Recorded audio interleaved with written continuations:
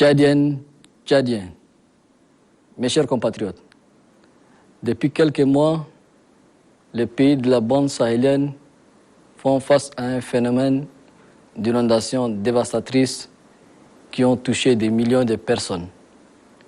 Ces inondations, conséquence directe des précipitations exceptionnelles enregistrées cette année, ont sémé la désolation et bouleversé le quotidien dans nombre de pays. Ainsi, des dizaines de milliers de personnes ont dû quitter leur foyer.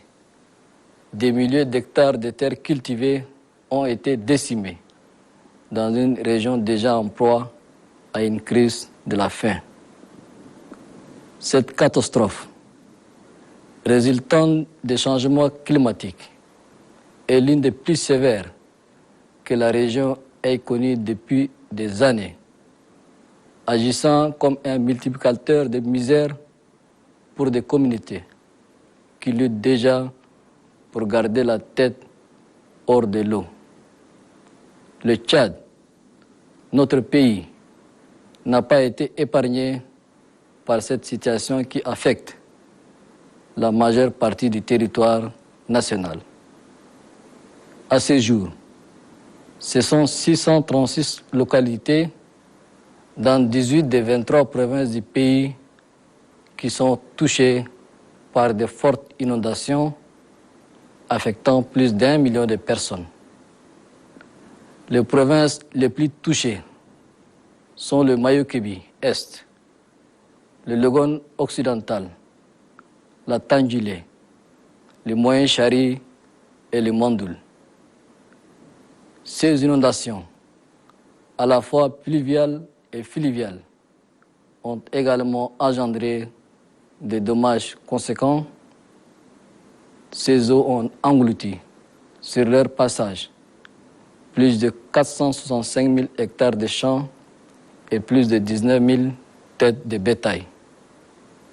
De par leur relief, les principales villes, surtout celles situées le long des fleuves Chari et Logone et les autres importants cours d'eau, ont été particulièrement affectées par les débordements des eaux. Tchadiennes, Tchadiens, mes chers compatriotes, avec l'annonce de la décrue au sud du pays, d'importantes quantités d'eau convergent en ce moment vers le lac Tchad et causeront probablement plus de dégâts que ce qui a été déjà observé sur l'ensemble du territoire. Les zones les plus exposées sont la ville de N'Djamena et ses environs. Bien que les dispositifs préventifs réglementaires soient anticipés, les ouvrages existants n'ont pas été conçus sur la base des données météorologiques et hydrologiques actuelles, ce qui fait que la situation devient de plus en plus préoccupante.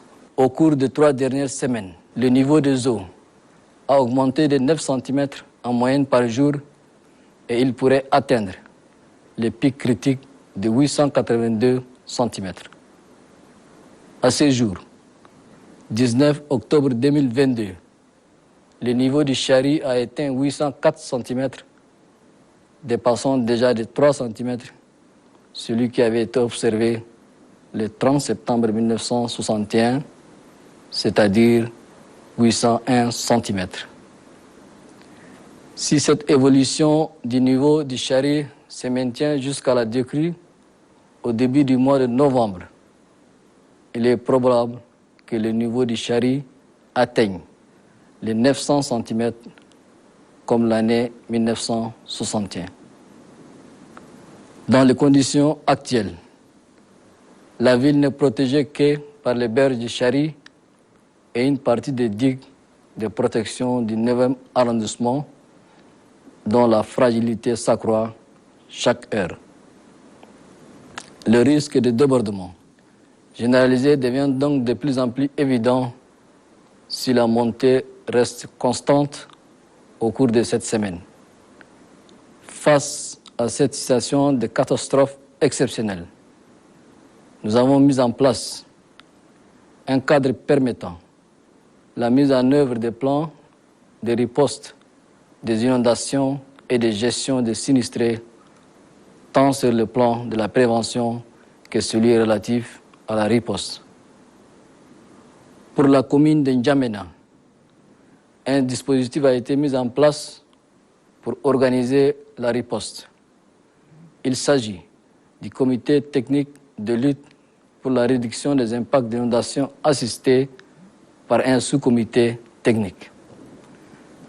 La riposte s'est organisée autour des activités de réduction des impacts d'inondations pluviales, d'aménagement de sites d'installation de sinistrés et d'assistance à ces derniers. Tchadiennes, Tchadiens, mes chers compatriotes, prenant la pleine mesure de la situation et saluant l'élan spontané de solidarité avec les sinistrés, je vous invite à une unité d'action pour qu'ensemble, nous puissions traverser ces moments difficiles. À cet égard, nous devons remercier le Tout-Puissant qui nous a épargné jusqu'à aujourd'hui des pertes de vies humaines, contrairement à la situation dans les autres pays qui ont connu des victimes. Néanmoins, je voudrais partager la douleur de mes compatriotes qui ont enduré des jours et des nuits difficiles et connu des dégâts matériels de diverses natures.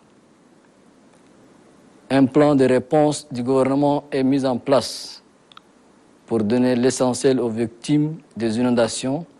Nous devons leur fournir des abris, des produits de première nécessité et une protection sanitaire.